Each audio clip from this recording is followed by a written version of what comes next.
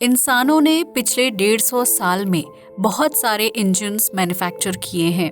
इन engines को motor vehicles में use किया जाता है। एक इंजन की फंक्शनिंग बिल्कुल सिंपल होती है। वो फ्यूल को कंज्यूम करके मैकेनिकल एनर्जी प्रोड्यूस करता है, जिससे गाड़ी चल पाती है। आपने Bugatti Sharon super sport car का नाम तो सुना ही होगा, जो दुनिया की सबसे तेज चलने वाली गाड़ियों में से एक है। इस कार में लगा हुआ इंजन 1600 हॉर्स पावर प्रोड्यूस करता है और ये मात्र 2.5 सेकंड में 96 किलोमीटर प्रति घंटे की रफ्तार को कैच कर लेती है। स्पोर्ट कार को इस तरीके से डिजाइन किया जाता है कि वो कम से कम फ्यूल का यूज करके ज्यादा से ज्यादा गति को हासिल कर पाए। इन गाड़ियों को एयरोडायनेमिक बनाया जाता है, जिससे सामने से आने वाली हवा गाड़ियों की रफ्तार को इफेक्ट ना कर पाए। इसके अलावा उनकी बॉडीज को कार्बन फाइबर से बनाया जाता है, जो एक बहुत ही हल्का और मजबूत पदार्थ होता है। ये तो बात हुई एक सुपर स्पोर्ट कार के इंजन की, लेकिन क्या आपने कभी ये सोचा है कि थ्योरी में एक ऐसा भी इंजन एग्जिस्ट करता है जिसके जरिए हम पूरे सूर्य मंडल को एक जगह से दूसरी जगह ले जा सकते हैं? जी हाँ, आपने सही सुना। हम सूर्य मंडल को भी बिल्कुल एक गाड़ी की तरह कंट्रोल करके मूव कर सकते हैं। इस तरह के इंजन को स्टेलर इंजन कहा जाता है और आज के इस वीडियो में हम आपको इसी के बारे में बताने वाले हैं। तो बिना समय गवाएं आइए शुरू करते हैं आज के इस वीडियो को। स्टेलर इंजन एक ऐसा मेगा स्ट्रक्चर होता है जो तारे से निकलने वाली रेडिएशन का यूज करके उसे यूजेबल एनर्जी में कन्वर्ट करता है। स्टेलर इंजन कई तरह के होते हैं, जिनमें से 2 मुख्य हैं, Dyson spheres and stellar thrusters. Dyson sphere एक ऐसा मेगा स्ट्रक्चर होता है जो तारे को एक बॉल जैसे दिखने वाले कवच के अंदर कवर कर लेता है। तारे से जितनी भी हीट, लाइट और रेडिएशन निकलती है, ये उन सभी को स्टोर करके अलग अलग एनर्जी के फॉर्म में कन्वर्ट कर देता है। बाद में इसी एनर्जी को स्पेस ट्रैवल और दूसरे मेगा स्ट्रक्चर बनाने के लिए यूज किया जा सकता है। अगर आपको नहीं पता तो बता दूं कि मेगा स्ट्रक्चर एक ऐसे डिवाइस को कहते हैं जो बहुत ही ज़्यादा विशाल होता है और इसका निर्माण सिर्फ एडवांस्ड सिविलाइजेशन द्वारा ही किया जा सकता है। अभी तक हम इंसानों ने ऐसा कोई भी मेगा स्ट्रक्चर नहीं बनाया है, लेकिन इनके बारे में स्टडी करना और एनर्जी को इकट्ठा करने के एफिशिएंट तरीके निकालना एक बहुत ही इम्पॉर्टेंट चीज़ है। स्टेलर थ्रस्टर्स उन स्टेलर इंजन्स को कहा जाता है जो तारे की एनर्जी का यूज करके थ्रस्ट को प्रोड्यूस करते हैं। इन्हीं के जरिए पूरे सूर्य मंडल को एक जगह से दूसरी जगह ले जाया जा सकता है।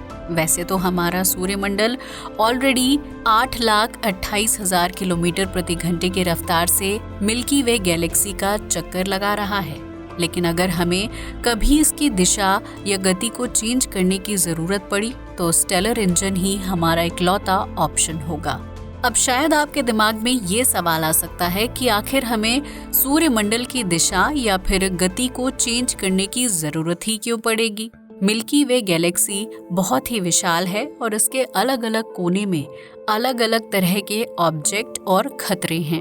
भविष्य में ऐसा हो सकता है कि हमारा सूर्यमंडल गैलेक्सी के ऐसे इलाके में चला जाए जो हमारी पृथ्वी और ओवरऑल सूर्यमंडल के लिए सेफ ना हो। तो स्टेलर इंजन का इस्तेमाल करके हम इसकी दिशा को बदल सकते हैं, जिससे ये उस एरिया में जाने से बच जाए। ये भले ही थोड़ी फिल्मी बात लगे, लेकिन ऐसा सच में हो सकता है और पृथ्वी की हिस्ट्री में कई बार हो भी चुका है। आज से करीब 6.6 करोड़ साल पहले हमारी पृथ्वी पर एक बहुत बड़ा एस्टेरॉयड आकर टकराया था। इसकी वजह से हमारी पृथ्वी सालों के लिए अंधेरे में डूब गई थी और इसी एस्टेरॉयड की वजह से डायनासोर का भी खात्मा हुआ था। वैज्ञानिक बताते हैं ये एस्टेरॉयड हमारे सूर्यमंडल के बाहरी इलाके से आया था, जहां बहुत सारी बर्फ और धूल के पत्थर हैं। कई बार वैज्ञानिक ऐसे भी पत्थरों को ऑब्जर्व कर चुके हैं जो इंटरस्टेलर स्पेस से सूर्यमंडल में आए थे। इसका एक बहुत ही अच्छा उदाहरण ओमुआमुआ नाम का ये उल्का पिंड है।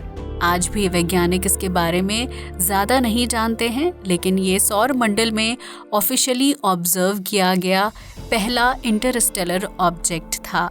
कई कॉन्स्पिरेसी थ्योरिस्ट ऐसा बताते हैं कि ये कोई एलियन स्पेसक्राफ्ट था, लेकिन इस पर कोई भी कंफर्मेशन मिलना पॉसिबल नहीं है। ये उल्का पिंड अब हमारी पृथ्वी से बहुत दूर जा चुका है, इसलिए इस पर स्टडी एंड रिसर्च करना अब वैज्ञानिकों के लिए पॉसिबल नहीं है। भविष्य में हमें ऐसे ही किसी विशाल पत्थर के सौरमंडल में आने की घटना देखने को मिल सकती है। अगर वो पत्थर किसी ग्रह से जाकर टकरा गया तो ना सिर्फ उस ग्रह का खात्मा होगा, बल्कि हमारा पूरा सौरमंडल अनस्टेबल हो जाएगा, जिस वजह से बाकी ग्रहों को भी नुकसान होगा। हालांकि अगर हमारे पास स्टेलर इंजन जैसा मेगा स्ट्रक्चर होगा तो हम उसका यूज करके सौरमंडल की दिशा को बदल पाएंगे और उस पत्थर को सौरमंडल में एंट्री लेने से रोक पाएंगे। आइए अब जानते हैं कि ये स्टेलर इंजन आखिर काम कैसे करता है। जैसा कि मैंने आपको पहले ही बताया कि स्टेलर इंजन अलग अलग तरह के होते हैं। आइए इनके बारे में एक एक करके जानते हैं। द स्कैडोव थ्रस्टर, जैसा कि इसके नाम से ही पता चलता है, ये एक इस तरह का स्टैंडर्ड इंजन है जो थ्रस्ट प्रोड्यूस करने के काबिल होगा। थ्रस्ट को आसान भाषा में आप धक्का कह सकते हैं। ये स्टेलर इंजन तारे की एनर्जी का इस्तेमाल करके उसे धक्का देगा, जिससे वो मूव होने लगेगा। दिखने में ये एक बहुत बड़े शीशे के जैसा होगा, जिसका आकार एक कढ़ाई जैसा होगा।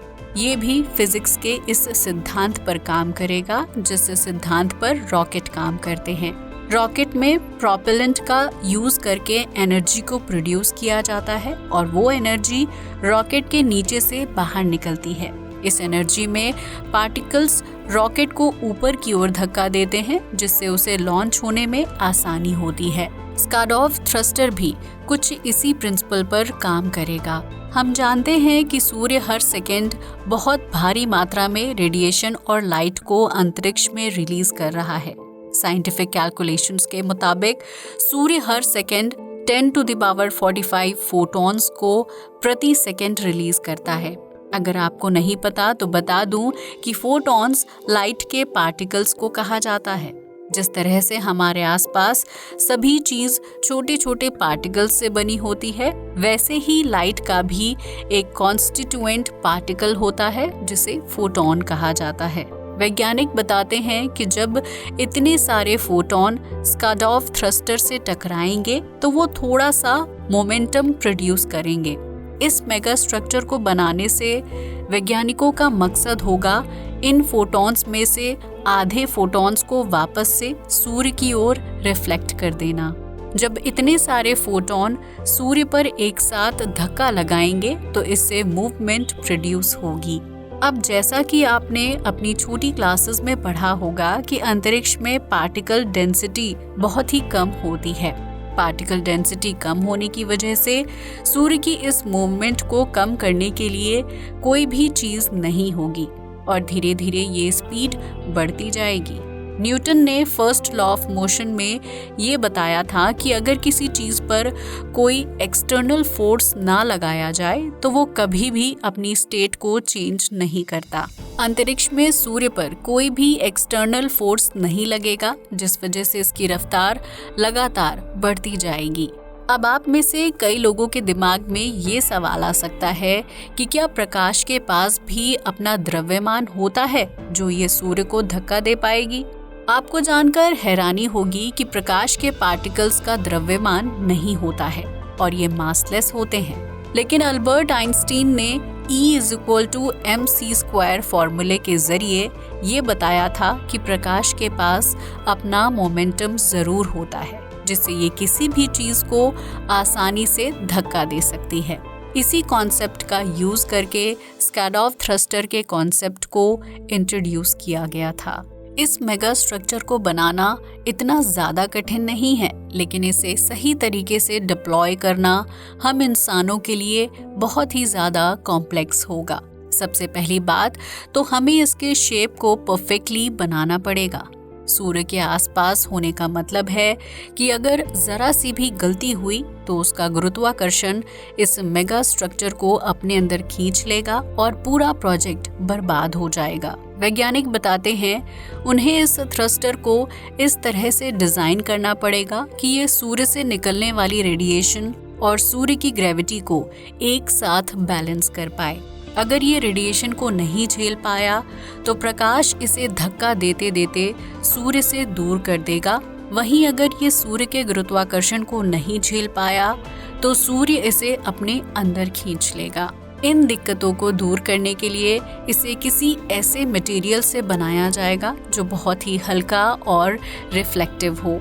फिलहाल के हिसाब से एल्यूमिनियम एलॉय की फॉइल को एक स्टेलर इंजन बनाने के लिए अच्छा मटेरियल माना जाता है। एलॉय दो मेटल्स को आपस में मिक्स करके बनाए गए मेटल को कहा जाता है। एल्यूमिनियम लाइट को बहुत अच्छे से रिफ्लेक्ट करता है और अगर इसे किसी ऐसे मेटल के साथ मिलाया जाए जो स्ट्रॉन्ग और शाइनी हो तो एक बहुत अच्छा एलॉय बनाया जा सकता है। इसका यूज करके स्काडॉफ थ्रस्टर की फॉर्मेशन की जा सकती है।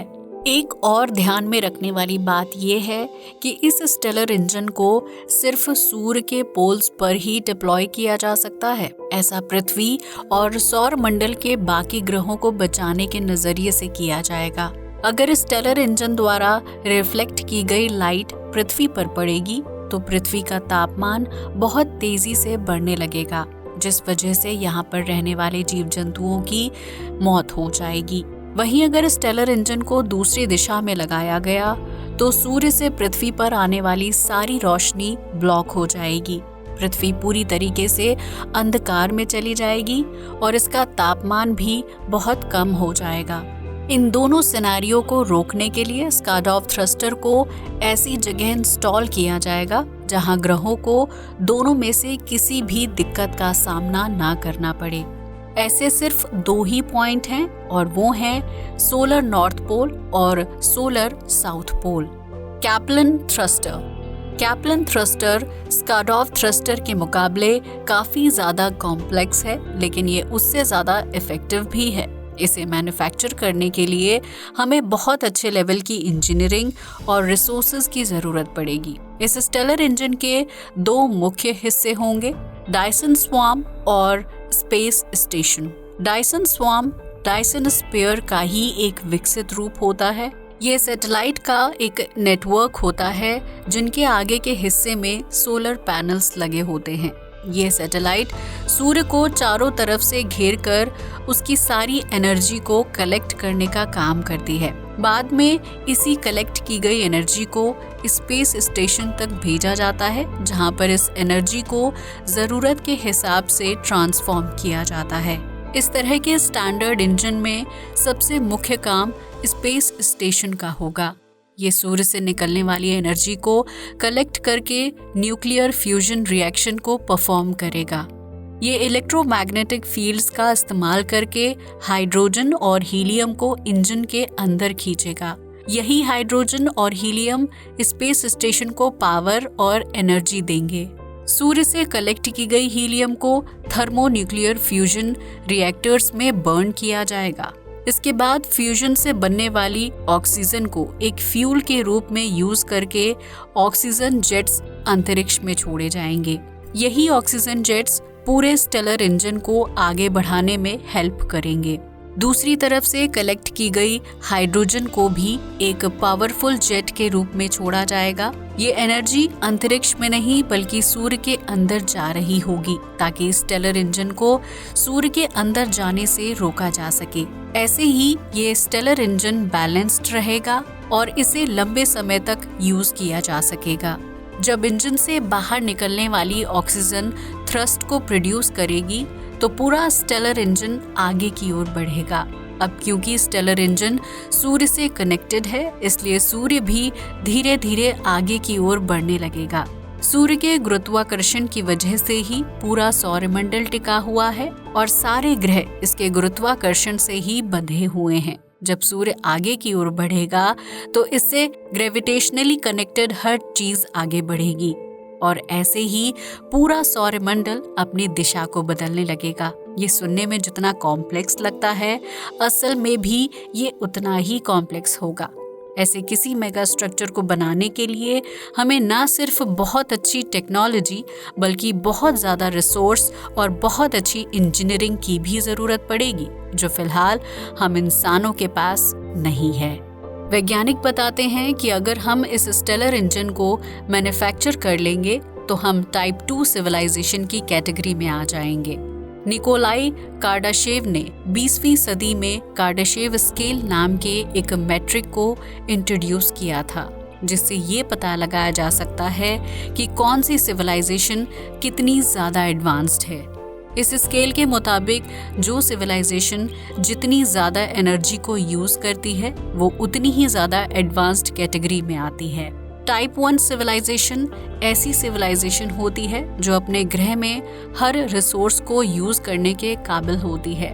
वहीं टाइप 2 सिविलाइजेशन अपने सौरमंडल में सभी तारे की एनर्जी को कंट्रोल और इस्तेमाल करने के काबिल होती है।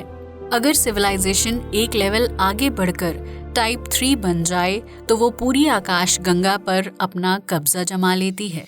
ऐसा होने में हजारों से लाखों साल का समय लगता है और फिलहाल हम इंसान टाइप 1 सिविलाइजेशन की कैटेगरी में भी नहीं आते हैं। मिचियो काकू नाम के एक पॉपुलर फिजिसिस्ट के मुताबिक इस सदी के अंत तक हम इंसान टाइप 1 सिविलाइजेशन बन जाएंगे। इसके बाद हम सौर मंडल पर कब्जा करना शुरू कर देंगे और धीरे धीरे अपने तारे की एनर्जी पर भी कंट्रोल जमाने लगेंगे। लेकिन अपने सौरमंडल से बाहर निकलकर किसी दूसरे सौरमंडल को अपने कब्जे में करना एक बहुत ही मुश्किल बात होगी और ऐसा करने में बहुत लंबा समय लगेगा। वैसे आपको क्या लगता है कि हम इंसान कभी स्टेलर इंजन जैसा मेगा स्ट्रक्चर बना पाएंगे या नहीं? हमें नीचे कमेंट करके जरूर बताइए। आज के वीडियो के लिए बस इतना ही। जय हिंद दोस्तों।